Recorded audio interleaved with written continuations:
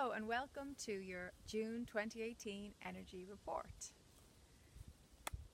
Let's see what messages we have for you for this June.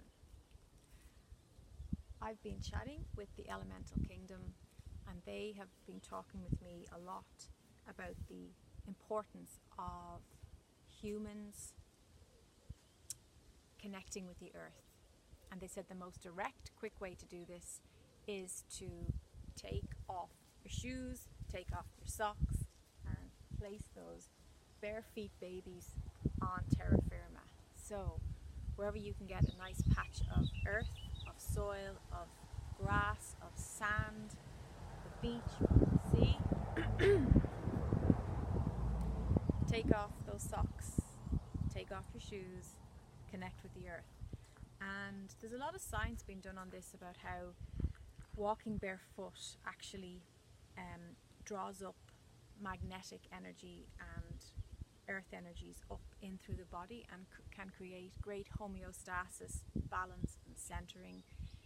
It's also energizing for us. If you're ever feeling unclear, foggy, feeling depressed, anytime I felt down, or just as a maintenance thing now I do, but in the past if I let things build up, I would go out, place my palms of my hands and my feet down on the ground, and I would say a little prayer, usually just something along the lines of, Mother Gaia, please remove these negative low energies from me that do not belong to me. And I would just imagine, I would just take a few deep breaths and imagine the negative energy leaving through the soles of my feet and the palms of my hand and being neutralized back into the earth. So that's something you can do. The fairies highly recommend it. I actually try to get barefoot on some kind of nature floor at least once a day. Even if I'm just taking my cup of tea in the morning and just walking around and just looking at the green grass, feeling that connection, I find it definitely, it's like a tonic, you know, it definitely boosts my energy, which is great. Now, more themes for June. The fairies were also discussing stuff, all the stuff that we accumulate. There's been the same message over and over again with people I'm meeting, that we need to release our stuff, we need to downsize, we need to minimize. We're in the fifth dimension and we don't need those physical symbols of status. You know, we've outgrown the need for accumulation. I think in the past and with past generations, because years ago people didn't have much, so when we moved into a time where people could actually collect and accumulate and hoard and keep things, it became like this attachment to, well, look how much I've gathered, look how much I have created. We don't need to do that anymore.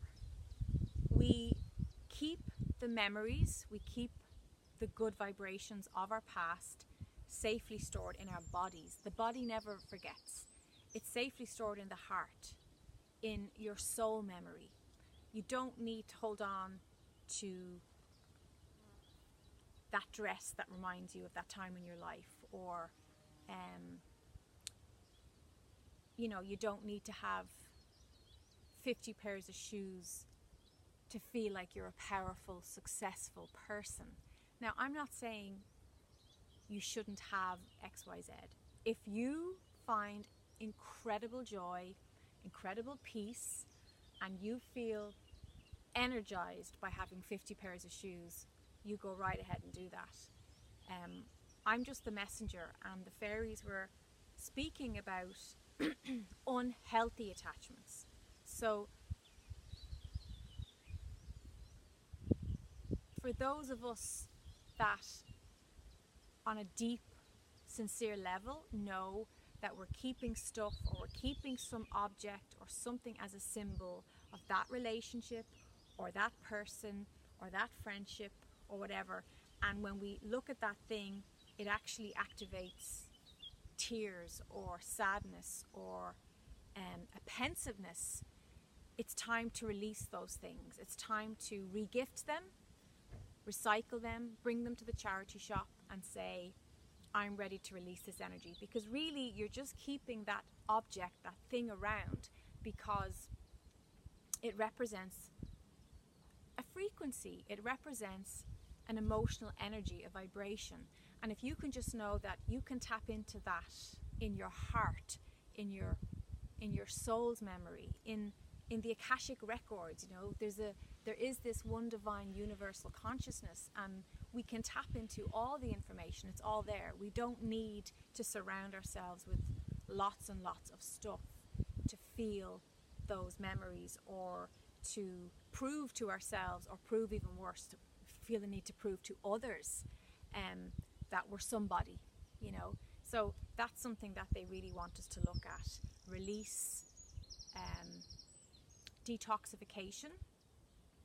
So that applies to our environment, our physical environments, our gardens, our houses, our homes, our bedrooms, cupboards, wardrobes, that kind of thing. But it also applies to our thoughts, our thinking, the way we eat, what foods we're stocking up and keeping in our cupboards. You know, if you're somebody who's saying, well, I want to eat really clean and healthy, and I want to eat lots of fresh produce, you know, why are you keeping things in your cupboards, in your kitchen, that you know are not good for you? So it's about releasing them as well, maybe giving them to somebody who actually needs them or wants them, and really being honest with yourself. It's about being really honest. June is about like raw honesty, raw sincerity, you know, and with yourself. You don't have to justify yourself to anybody else. You don't have to explain yourself to anybody. This is about raw honesty with the deepest parts of ourselves, of our soul selves. So, you know, regifting, charity, going to the charity shop. I mean, I personally love clearing out my stuff. I love getting rid of things. I feel like it's a cleansing. And also what I notice is, when I let go of things that don't serve me, things that are no longer of use or value, or I haven't worn that in so long, I'm not going to wear it again. And sometimes I realize I was keeping a top or a dress or something, a piece of clothing or something, because it reminded me of a time in my life. It reminded me of the happiness of you know, meeting that person, or just associated feelings and vibrations with that thing. You will let that go when you're ready to emotionally and vibrationally let go of what it represented. Like, there's no haphazard coincidence here. You know, you are holding on to certain things because emotionally, energetically, you're holding on to certain things, because the outside is always going to mirror the inside. So that's something to be aware of as well, and to really